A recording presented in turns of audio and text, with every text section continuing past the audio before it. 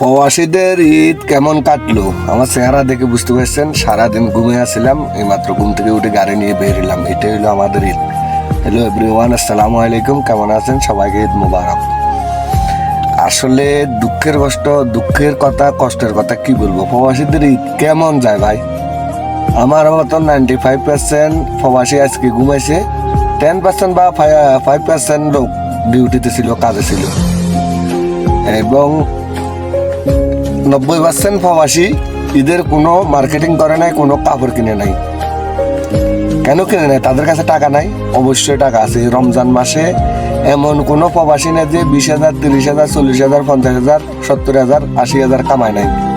বেশ আর কম সবাই কামাইছে, কিন্তু সে কেন মার্কেটিং করে নাই? কারণ এই প্রবাসে আনন্দ বলতে কিচ্ছু নেই। ঈদের নামাজ পড়ে আইছে, কিছু খাইলে খাইছে, না খাইলে ঘুমাই গেছে। এই যে আমি ঈদের নামাজ পড়ে আইছি, সকালে এখানে কয়েকজনের সাথে ঈদ আনন্দ ভাগাভাগি করলাম। পরে সবাইকে বললাম কোথাও যাওয়ার কোনো প্রোগ্রাম আছে? কয় না, ঘুমাবো, রাত্রে ডিউটি ছিল, রাত্রে নাইট করে আইছে। আপনার সকালে ঈদের নামাজ পড়ছে, এরপরে ঘুমে গেছে। আর মার্কেটিং কেন নেই? সবার কাছে টাকা আছে, কারণ আনন্দ নেই, মার্কেটিং নেই। কিন্তু এই প্রবাসীরা পরিবার পরিজনের জন্য 20 রমজানের আগে টাকা পাঠায় দেয়, যে ওরা আনন্দ করুক, ওরা কাপড় চোপড় কিনুক, পরিবার নিয়ে ওরা সুখে শান্তিতে থাকুক। আমাদের প্রবাসীদের কষ্ট দুঃখর কোনো শেষ নাই। আরেকটা জিনিস বলি, আজকে এই উপলক্ষে, ঈদের দিন আজকে ভিডিওটা বানাই।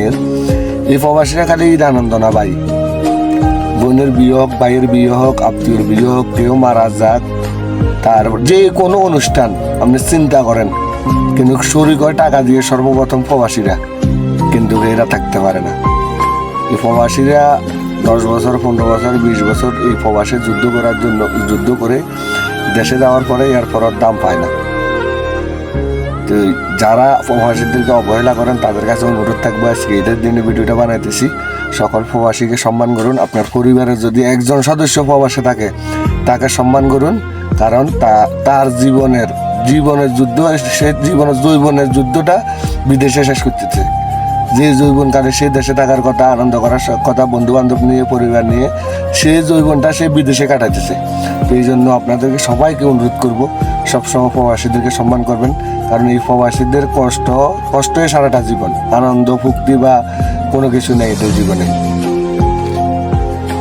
তো আমি ওমান প্রবাসী, আমার সকল প্রবাসী ভাই বোনদের জন্য দোয়া ও ভালোবাসা রইল।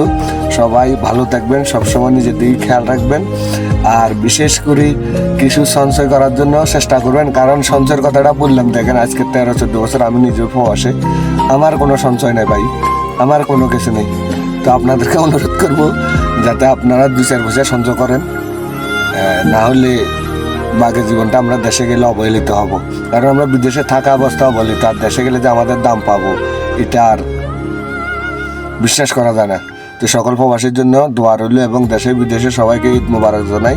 ঈদের ভালোবাসা রইল সবার জন্য, ঈদের শুভেচ্ছা। আসসালামু আলাইকুম ওয়া রাহমাতুল্লাহি ওয়া বারাকাতুহু।